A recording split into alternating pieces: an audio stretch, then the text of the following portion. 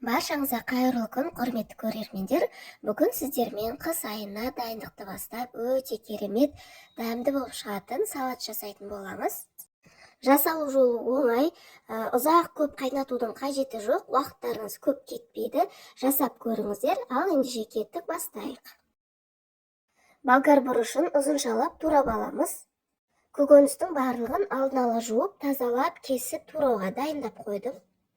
Салатқа қосылатын заттардың мөлшерін төменгі описание бөліміне жазылып қалдырдым.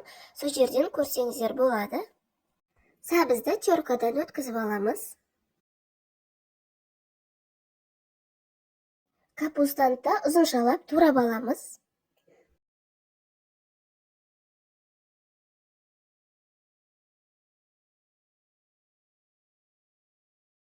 Сосын пиязымызды тураймыз. Пиязды видеода көрсетілгендей етіп турай берсеңіздер болады.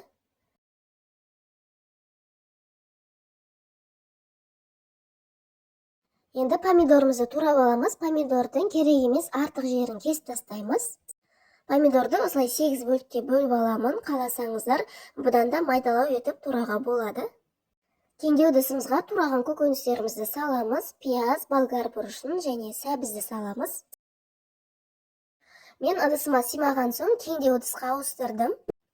Және үстінен капустамызды салып, сұйық майымызды құямыз. Тұзды саламыз. Соңында қантын салып, салатымызды отқа қоямыз. Салатты ең бірінші қатты отқа қоямыз. Қайнағаннан кейін баяу отқа қойып, салатымыз осылай жай қайнау керек. Арасында міндетті түрде араластырып тұрамыз. Салатымыз қайнаған сәттен бастап 30 минут өткеннен кейін помидорларымызды саламыз.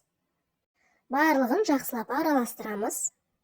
Помидорды салғаннан кейін қайнаған сәттен бастап баяу отта 10 минут қайнатамыз.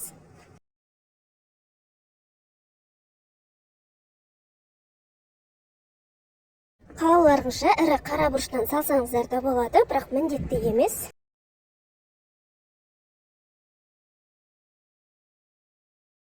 Салатымыз 10 минут қайнағаннан кейін 9% уксус құйып, тағы да 5 минут қайнатамыз.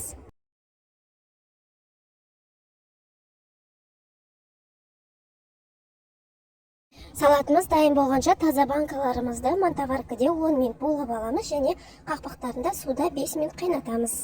Уксусты құйғаннан кейін салатымыз 5 минут қайнады. Енді оттан алып банкаларға құя берсек болады. Банкаларды булап алғаннан кейін суып қалмас үшін қақпақтарын бірден жауып қоямыз. Енді банкаларымыздың барлығына салатымызды құйып шығамыз.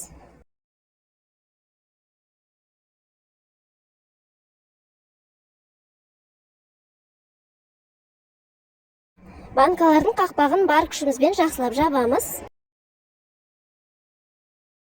Банкаларды ыстық күйінде жылы жерге төңкеріп қойып, үстін қалың одеялмен немесе көрпемен жауып, бір тәулікке қалдырамыз.